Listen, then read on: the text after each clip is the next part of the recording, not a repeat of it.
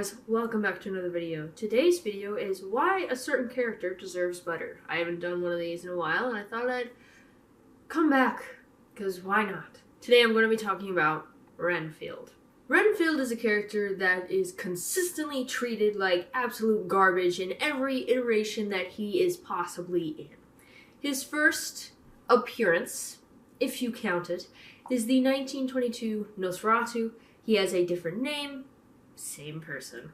So he works with Jonathan, I believe he is Jonathan's boss, and he sends Jonathan to Count Orlok. And the closer Count Orlok gets to town, the crazier this Knock, I believe his name is, becomes.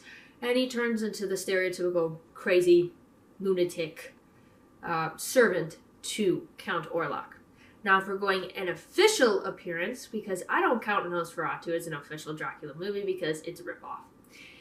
The first official appearance of Renfield as Renfield was in the 1931 Dracula with Bela Lugosi. And in this version, Renfield goes to Count Dracula, is bitten, and becomes his slave rather than Jonathan. Now, obviously, Jonathan doesn't really ever become Dracula's slave.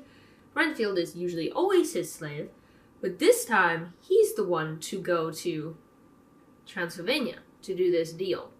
So it's slightly different. However, it ends the same. He goes crazy. He starts eating bugs and master this and master that, and becomes basically a mindless slave, which sucks.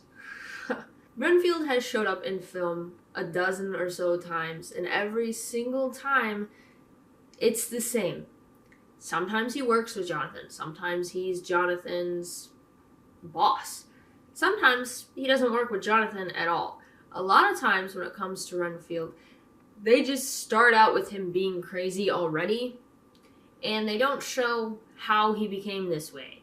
A lot of times, the story goes that Jonathan is sent to Transylvania for Count Dracula, and he goes there to do this deal, and then, he gets attacked and left there. Dracula heads to the New World. England. And, seduces Lucy, and then tries to go for Mina, and you guys know the story. Renfield is usually already in the insane asylum, or sanatorium, in his little cage, talking to himself, eating bugs. They don't usually show how he got there, just talking about his master.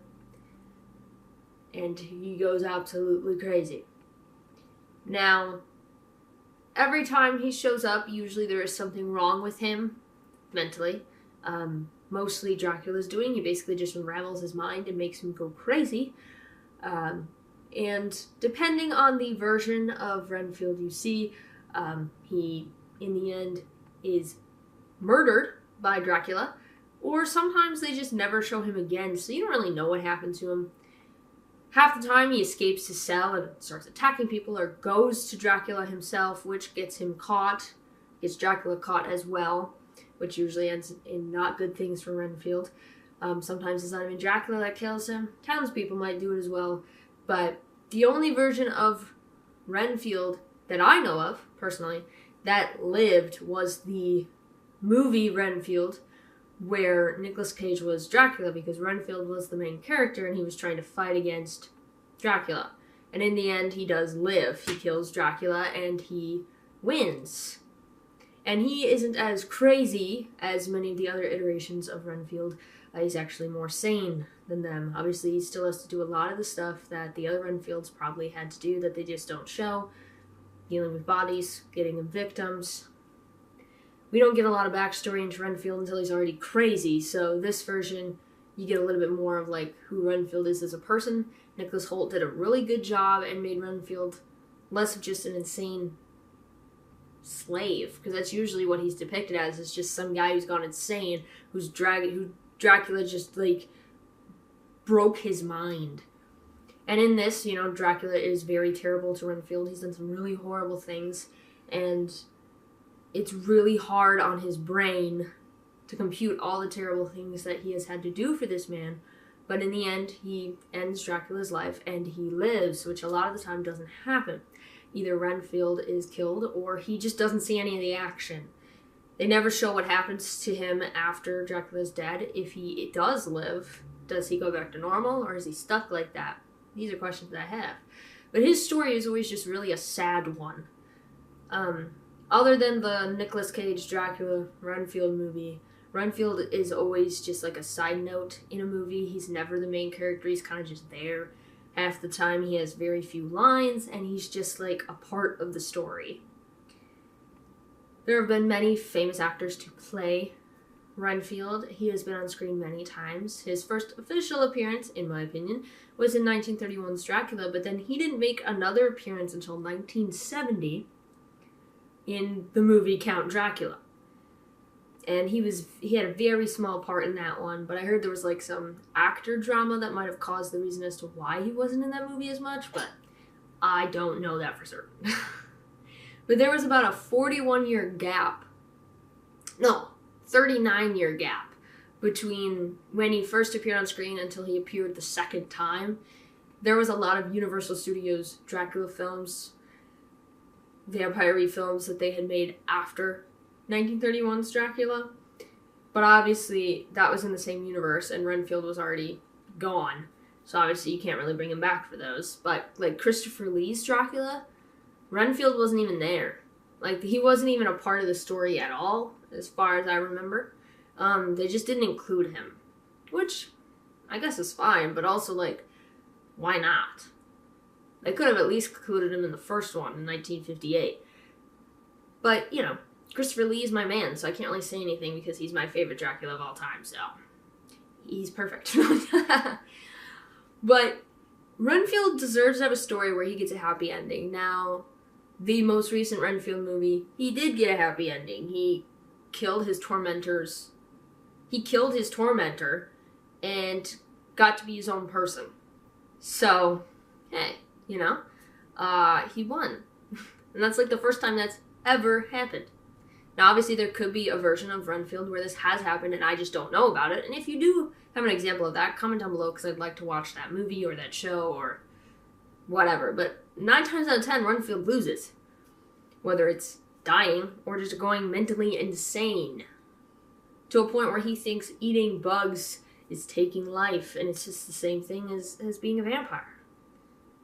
Which it's not.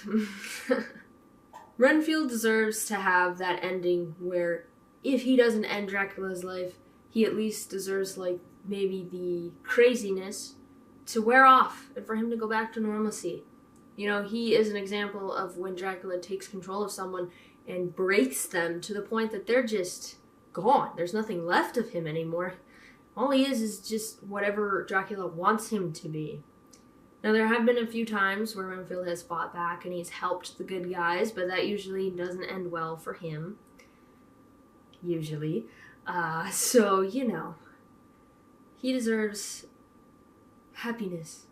As I've talked about in a few other Dracula characters, like Lucy Westenra, they're always written the same way, most times, and it usually ends the same way, every time.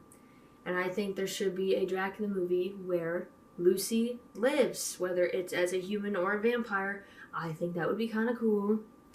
Where Dracula gets the girl, maybe. And Renfield either doesn't go crazy, or if Dracula kicks the bucket, he becomes uncrazy and back to normal. Or, which would be satisfying for him to kill Dracula, as he did in Renfield, but maybe have Lucy, you know, live in the modern Renfield. Lucy and Mina and that sort of thing, that storyline isn't used. It's just Dracula and Renfield. It's modern day. There's no, you know, nothing from that book is happening in the modern day movie.